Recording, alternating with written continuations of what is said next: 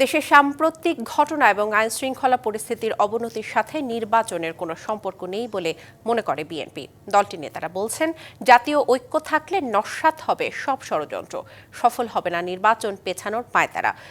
অভিজ্ঞতার অভাবে অন্তর্বর্তী সরকার নানা বিতর্কে জড়িয়ে পড়েছে বলেও মনে করেন বিএনপি নেতারা। শুক্রবার সকালে উত্তরার দিয়াবাড়িতে মাইলস্টোন দুর্ঘটনায় নিহত তৃতীয় শ্রেণীর শিক্ষার্থী নুসরাত জাহান আনিকার পরিবারের সাথে সাক্ষাৎ করেন বিএনপির স্থায়ী কমিটির সদস্য গয়সর চন্দ্র রায়। এ সময় অন্তর্বর্তী সরকারের সমালোচনা করে তিনি বলেন, তাদের কার্যক্রম দৃশ্যমান নয়। সরকার প্রকৃতভাবে তো সরকার চালাচ্ছে না, সরকারের মধ্যে সমন্বয়হীনতা আছে, অভিজ্ঞতারও ঘাটতি আছে, এবং সরকার যদি সত্যিকার হতে অ্যাসার্ট করতো সরকার পরিচালনার ক্ষেত্রে, তাহলে অনেক বিতর্কের জন্ম দিত না। ডায়ালগ সুবাসিত টয়লেট ক্লিনার, যার পাওয়ার প্লাস ফর্মুলা টয়লেটের কোনায় কোনায় পৌঁছে 99.99% জীবন ধ্বংস করে। দুপুরে তুরাগ থানার নয়ানগরে একই দুর্ঘটনায় নিহত সাদিয়া আক্তারের পরিবারের খোঁজ খবর নেন স্থায়ী কমিটির আরেক সদস্য ইকবাল হাসান মাহমুদ টুকু।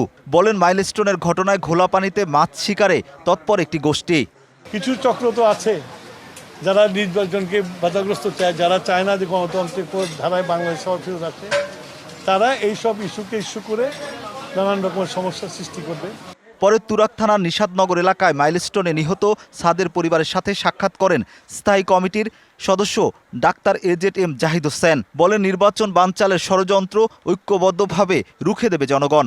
দেশ যখন ক্ষতিগ্রস্ত, সেই সময় কতিপয় স্বার্থান্বেষী মহল সচিবালয়ে কেন যেতে চায়, এটার পিছনে কি ছিল এবং এখানে ওনাদেরকে আটকে রেখে কি ফায়দা হাসিল করতে চাচ্ছিলেন, এগুলো যে ষড়যন্ত্র, এটি বলে দিতে হয় না।